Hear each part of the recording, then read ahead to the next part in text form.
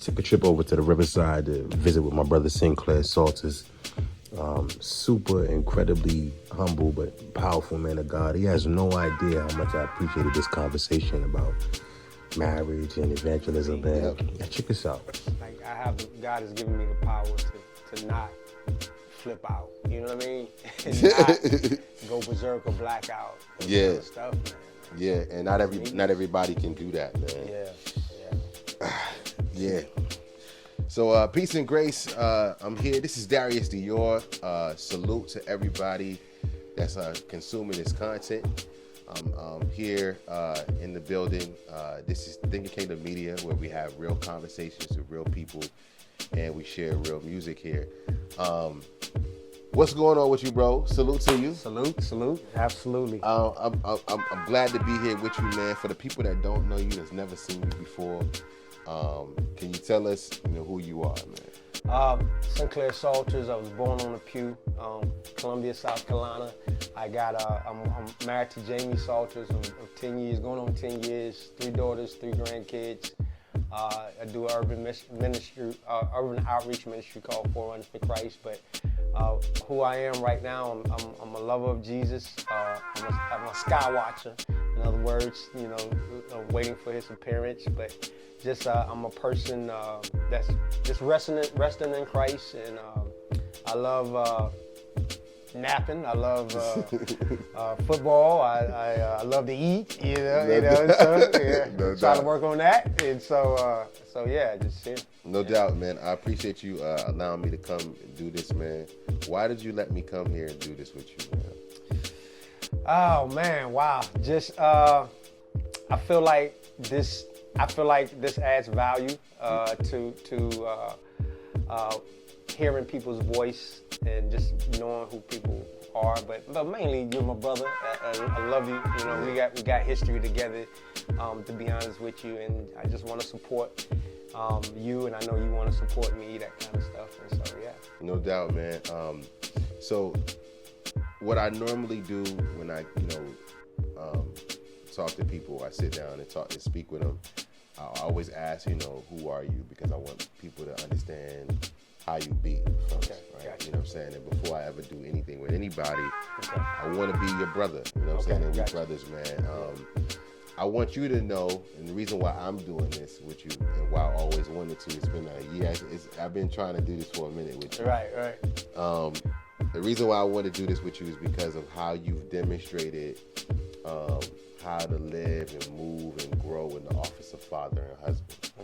You know what I'm saying? And how those offices sustain our communities, sustains, families, you know what I'm saying? And I pulled on your example, and I've applied that stuff to my life, man. Like, you're a rock, you're solid.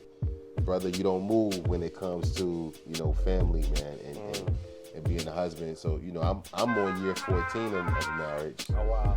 You know what I'm saying? And we in the double digits together. Sure. You told me I gotta be an ologist of my wife, man. Yeah. Talk to me about, where you are in your studies. You know what I'm saying? Yeah, got you. With your wife, man.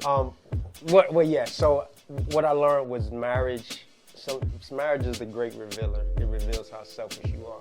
And when I got married to Jamie, it revealed how selfish I am, because the walls are down, and you're vulnerable and you're open, and the early years of my marriage, I realized, like, man, I have a beautiful, amazing wife that loves me, adores me, but she's the image of God, the Imago Dei, and that's his daughter. You know what I mean? And so, but to the point of what you were saying, like, I had to, I was worrying about.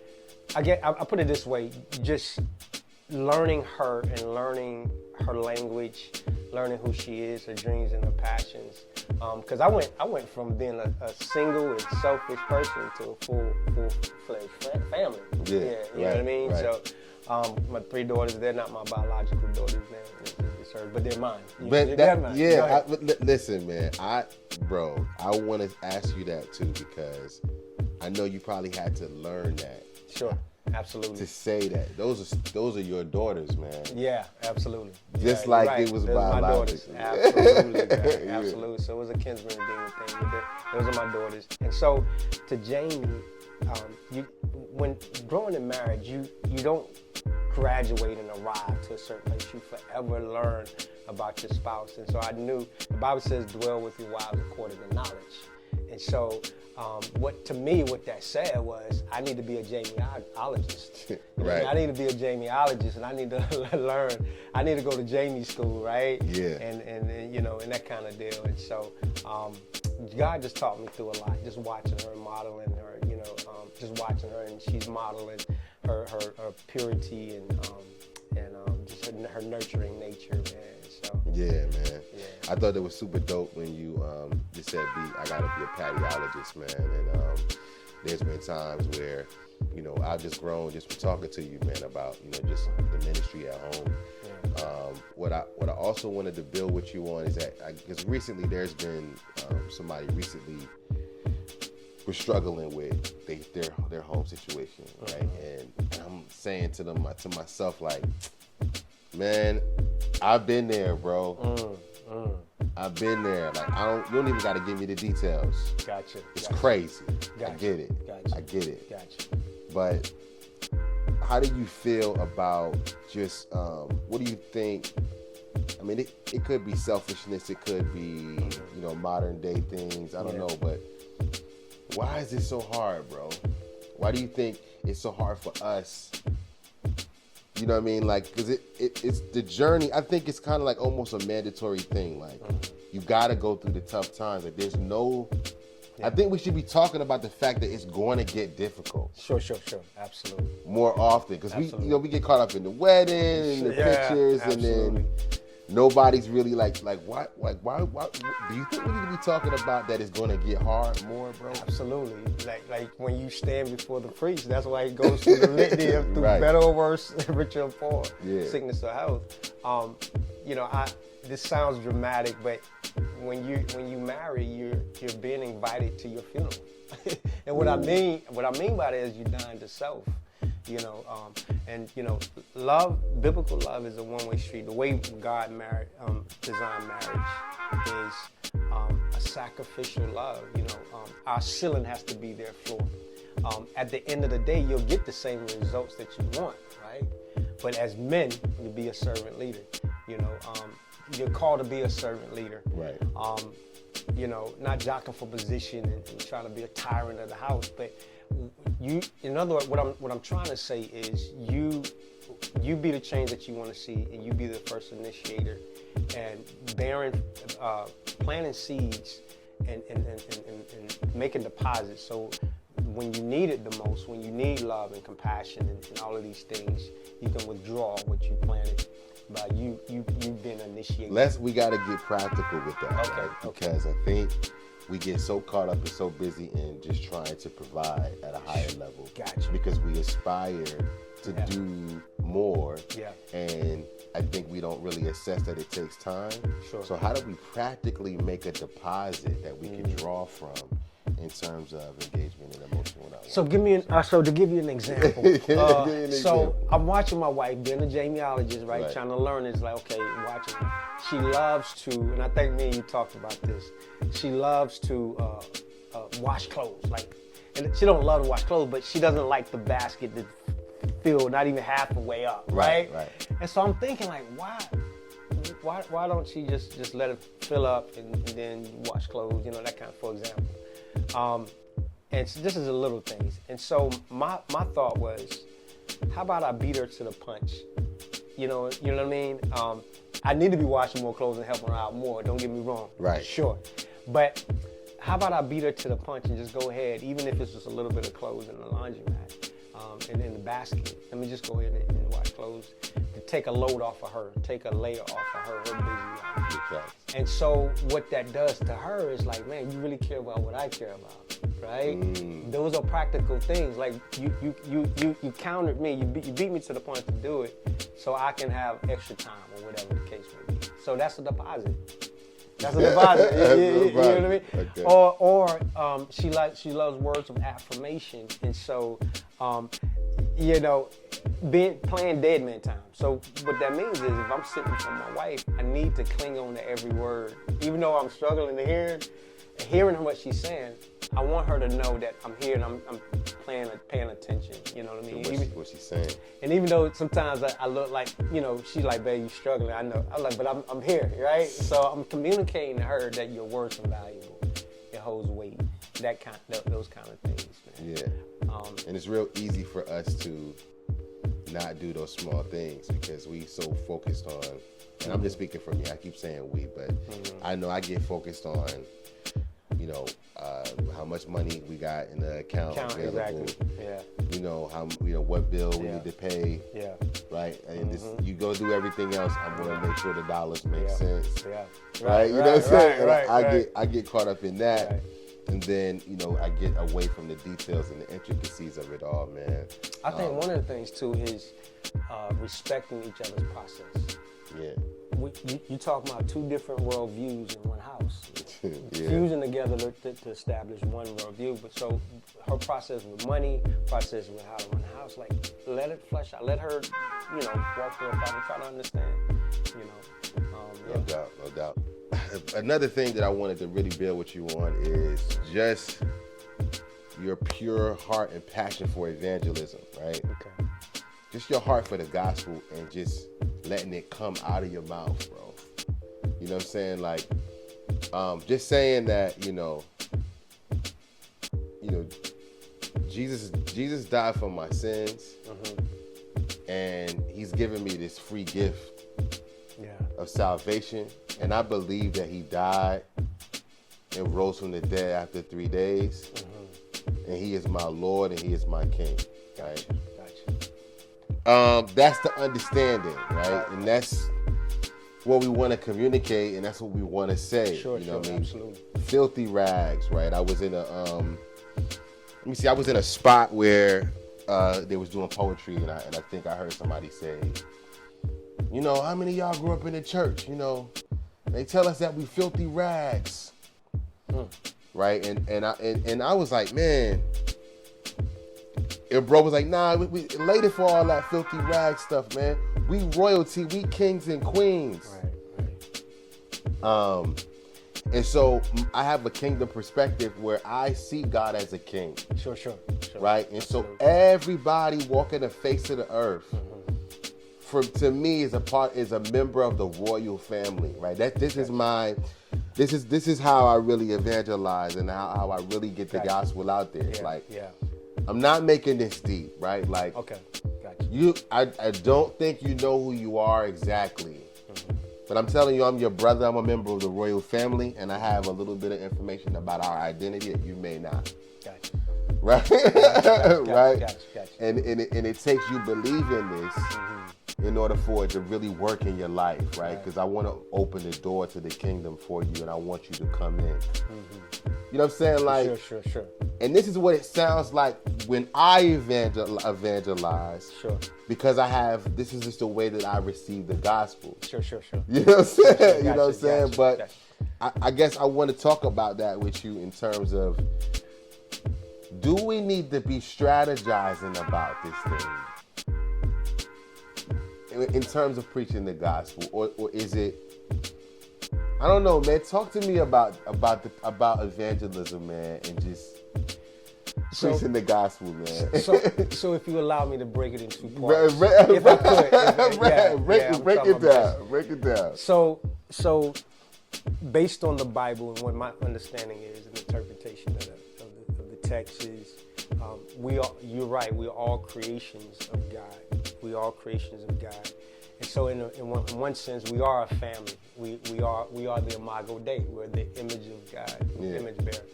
But when you talk about a child of God, I think that's a slightly different thing into the family of God by way of Christ, his finished work. And you have to go back to creation. You know, sin separated us from God. You know, a holy and perfect God. God demands perfection, and that's something we could not keep. And of course, we know that. Of course, Jesus was the prototype model human in which God intended for man to live. For sure. And so, with that being said, being grafted into this new birth, this new creation that Christ started, the inception of the new birth, new creation, new family started with Christ. That's why the Bible calls him the last Adam, the final Adam. He's the second, but he's the final Adam of what creation should be. And there's a lot into that without getting deep. So, but based on accepting Christ and accepting God, Abba, on his terms, through Jesus Christ. That's why he said exclusively, I'm the way, the truth, and the life. No man comes to the Father except through me. You're grafted into the family, into the kingdom in which he created. And so yeah. Yeah, and so the kingdom is in you. The kingdom is in me, right? Right, absolutely. This is not meat and drink, but it's righteousness, right? Yeah. And so when I'm talking to people about this topic and this subject, there's doctrine, things, and there's dogma, and I think sometimes we oversimplify it. Sure. And then sometimes we undersimplify. Sure. Right? You know what I'm saying? Like, and so I guess I want to make sure that when how do you adjust how you deliver the gospel to people? Because I'm realizing you got to do life with somebody when you know what I'm saying? Sure. To really get to know them and understand them. But it's like, at some point, do you adjust how you deliver the gospel to people when you evangelize? Yeah, contextually, just based on where they are, you're meeting people on their terms, but not by their terms. You know what I'm saying? So superficially, you explain the gospel in a way that people can understand and can grab. But fundamentally, the message is the same, right? You don't change the foundational message of the cross. And I'm not saying dress it up or whatever case may be like that, but for an intellectual, he is more inquisitive. He's more analytical. And so you would, so I would say, look at creation, look at intelligent design. Like if I say this building was crafted or came together by a tornado, you think I'm crazy. So I would use that analogy with the natural revelation, natural things. So you adjust. So and somebody said you adjust. So somebody said in order to get somebody to the foot of the cross, you have to take them to Mount Sinai. And if taking them Mount Sinai, you take them to creation in Genesis. And so I would take them to the analytical mind back to creation. So for somebody who thinks my righteousness, like you said, filthy rags is good enough, right? A good moral person, right? Yeah. So I got to be good with God. I'm moral. I pay my taxes. I take care of my kids. I take care of my grandma. All of these things. And so you size them up against the law, which demands perfection. Right. And you may, we all fall short. Romans 3:23, we all fall short of the glory of God, the standard. So then you take them to the cross and what Jesus did for you. Right. You're paying the penalty of your sin. I use an analogy, so I do adjust. I use an analogy like for young kids. I say, picture basketball. I'm LeBron James. You Kyrie Irving. I jump 7 foot. Kyrie Irving jumps 3 foot. LeBron jumps 7 foot. Kyrie Irving jumps 3 foot. Who's more impressive? Of course, LeBron James, who jumps 7 foot. But if the standard is the moon, if the goal is the moon, what would it matter? See, the standard is too high. You may be a better person than I am morally and live better, and I've sinned more than you. But if the standard is perfection, who can meet it? So now you understand that, so that person that's not better than me, or I'm not better than anybody else. So who can pay the penalty of our sins? It's only Christ. And so it just depends on who I'm talking to. Who you talking to? But the common thread is life on life and relationship. Yeah. Relationship building. You know what I'm saying? The long game. Do you see? I think sometimes I struggle with the no coming, right? Or I can see, or I might even assess that this person is, no matter what I say, no matter what I do, Right. this person is not gonna want to hear from God through me. Right. And so I'll avoid it. I'll avoid the conversation. Yeah. But I know that I'm demonstrating with my life and my conversation and who I am. Sure. That you know that I'm in Christ, Sure. and I would love for you to be in Christ with me. Sure. I think it's planting seeds, like you said, in my life. Somebody said, we must always preach the gospel, but sometimes use words. And I agree. We are the articulation of the gospel. Don't get me wrong, because some people don't like that statement. But I get what he was saying. It's not an excuse not to share and articulate the gospel. If you look at your conversion story, it's modeling. At the end of the day, it's sharing the love of Christ. Like for example, you always put it on you. For example, I would always put the light on me versus you need to do this, you need to change this and that and the other. Right. Listen, I was broken and hurt and damaged and sin, and somebody told me about this man named Jesus that came and he's willing to bring me hope and he died for my sins, and I went from brokenness to holiness and happiness. And do you have a story like that? Like, would you like a story like that or something like that? Yeah, and Right. leave it right there. Yeah. So. Nah, I mean, listen, man. It's really like you want to be like, it's not that simple. His yoke is easy, right? But it is that simple. It is right? that simple, yeah. and it's revelation.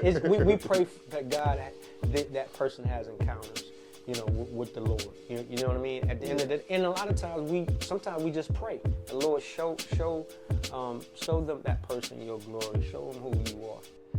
You know what I mean? And back to and obviously we serve. And serve and love. Yeah. So I got neighbors like that don't want to listen. They know I'm a minister. They don't. They go running. They see me out. I'm just going to the mailbox, and they think I want to have a conversation. No, brother, I'm not. Yeah, it's okay. I want to ask about your dog, man. How'd you grow your grass? Man? Listen, that's man, all I want. Yeah. I get it though, bro. Like that's when people start seeing you, like they know. Yeah, absolutely. Like that's your brand, like exactly. Yeah, he want to bring it to the Lord. Yeah, exactly. Today, you gonna come today to the Lord, right? Yeah, that's dope, man. So it's a slow drip, man. Just hey, man, a gift at Christmas. Like, how you doing, man? Like, let me help you with your grass, that kind of stuff. For sure, man. Yeah. We talked about marriage. We talked about how to win well at home and not be a public success or be a private failure kind of deal, which that's a no-no. One of the things that I had to learn is to get away from sarcasm.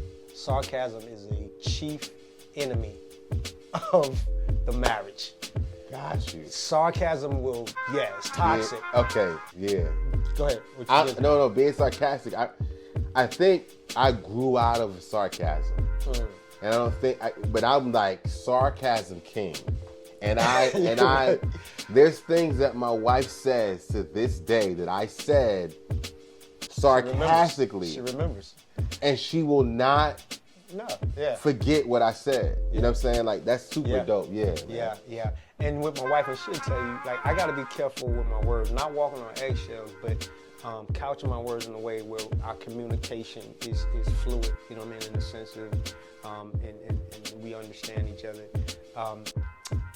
She lived she came from a past before she came to Christ, drugs, alcohol, men, and even abuse. And people would call, there would be certain names and that kind of stuff. And so now looking forward, she's saved and set free and delivered, but the residue could still be there. In other words, something I say could trigger, whether it's stupid or dumb. In other words, if I say something and it makes her feel less than, and she communicated before. And so I have to be careful how I say certain things, but I can express myself to my wife and share anything. She knows that. But learning how she receives and how she's a recipient of my words. And it can be fun at the end of the day. I remember one time my wife said, like, Sinclair, like, you're doing ministry and all this stuff. I don't think I'm worthy. And I'm like, what? I'm like, girl, you more righteous than I am. Like, and I really believe that righteousness of Christ, but through her. but I learned from you. But she's taking that in, and so I have to make sure to add her to it. Not just add, but we're one. Right. You know, whatever we do, whether ministry, whether we hanging out, time, I have to put more time into her. But the sarcasm, it'll get you, man, every time. Whether it be a smile, because I guess I'm the speaker, she's behind the scene. When we arguing and I'm acting petty and stupid and silly, I can kind of word wrestle her. You know what I mean? And pin her down. And so. And there were times when I could tell it got to her, even my sarcasm. I was like, man, I'm destroying my wife. I'm tearing her down. I feel rotten. And then when that tear come, I'm like, oh, now she cried. I said, I don't never want to make my wife cry. That's just one thing. I'm like, baby, I'm sorry. Whatever. Okay. Like, you know what I mean? Nah, yeah. And then she like, and I was like, oh God. It's almost like if I ever see my wife crying, it's automatically my fault. Yeah. No matter what's going on, because I internalize that enemy. And that's the way of Christ, man. That is your ceiling being their floor. To relinquish your right. That's what marriage is. I'm relinquishing my rights to be right. To be right. Relinquishing your rights to be right. Exactly. Man. Come on. Some people like, well, it ain't fair. It ain't marriage. It's called marriage. It's called marriage, right. Man. And so the blessings come by way of pouring out. Say, God, I'm gonna do it your way. I'm mad now. I'm still angry, and I might be right. She might be wrong.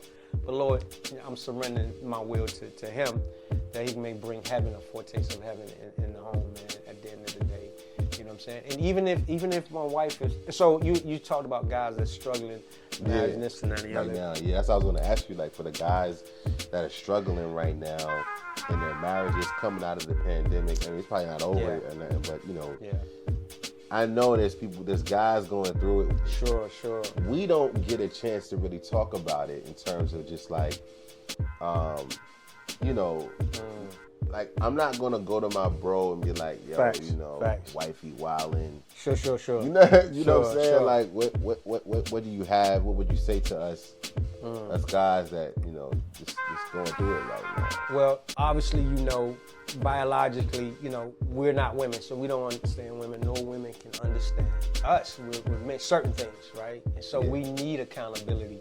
We need people to talk about, our blind spots and hold us accountable. But then we also need men to pour into and unleash, and guys pouring into us, because we need to be replenished.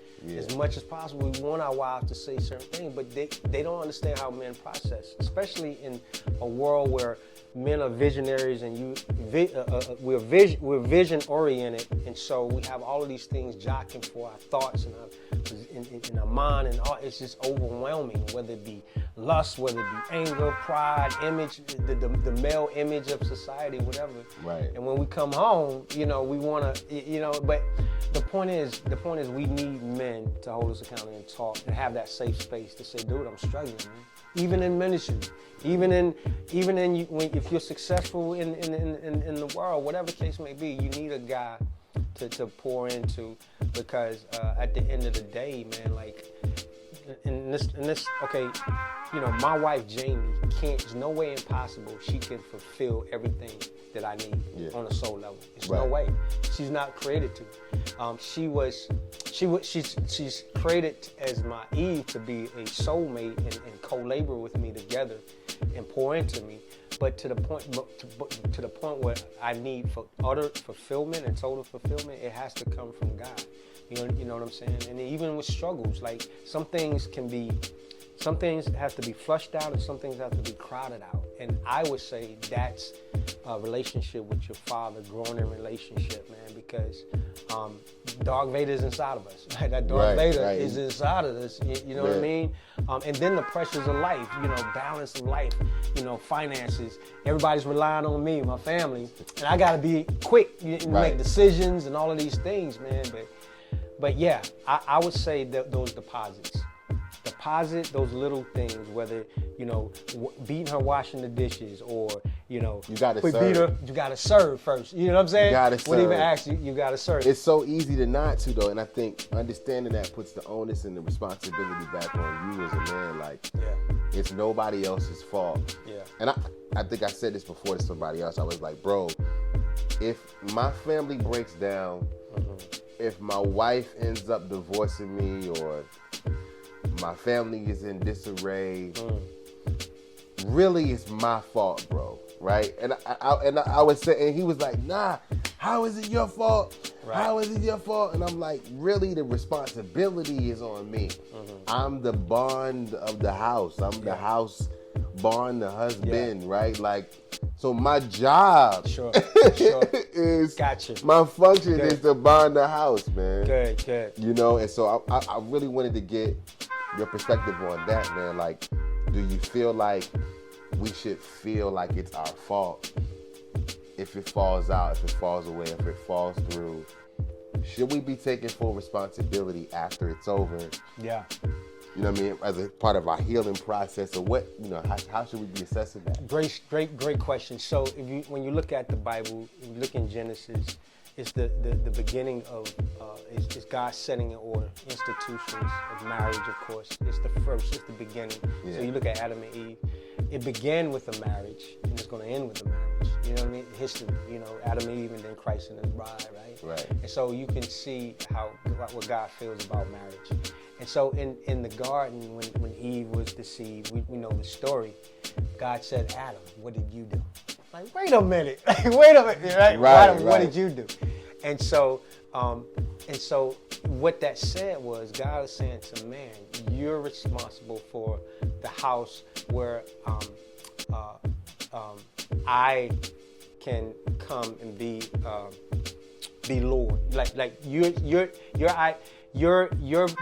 job is to set the tone, to make the house conducive for the kingdom. To come in and be there. Hey, there you go.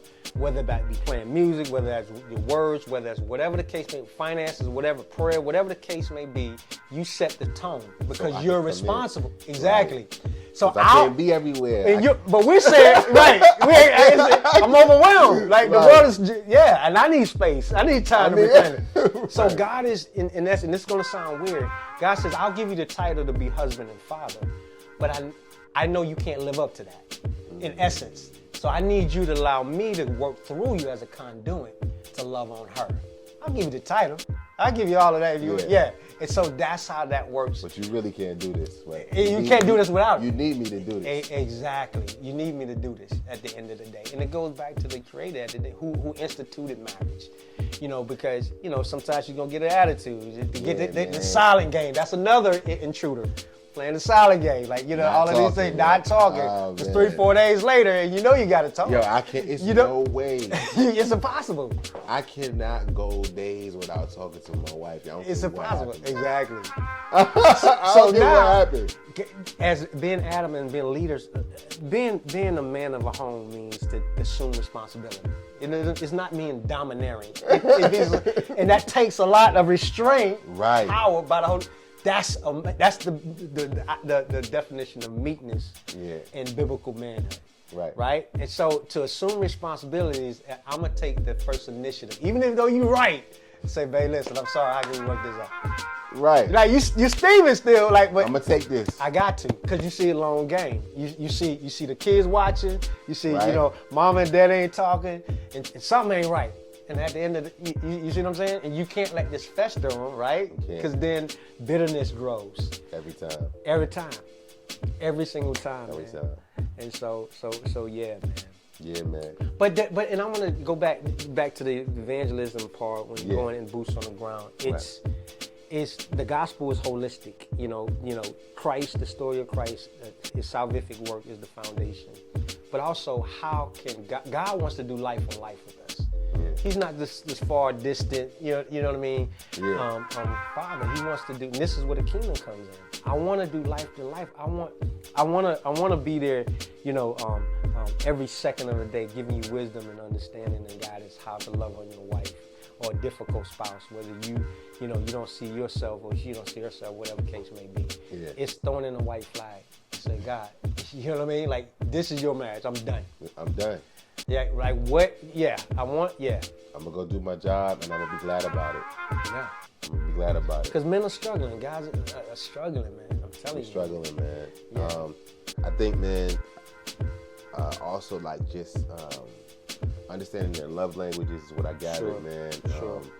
Also, just making sure that we're not putting romantic love on a pedestal to the degree that, and as a marriage, right? Like, I need to love you romantically, but I also need to love you in so many other different ways. Sure, absolutely. You know what I'm saying? And it's so hard because like we be like, man, I want to take you on a cruise to the Bahamas, but nah, she just wants to watch a movie. She want to watch the movie. Exactly. Yeah, she just want time. Yeah. Right. Stuff like that, man.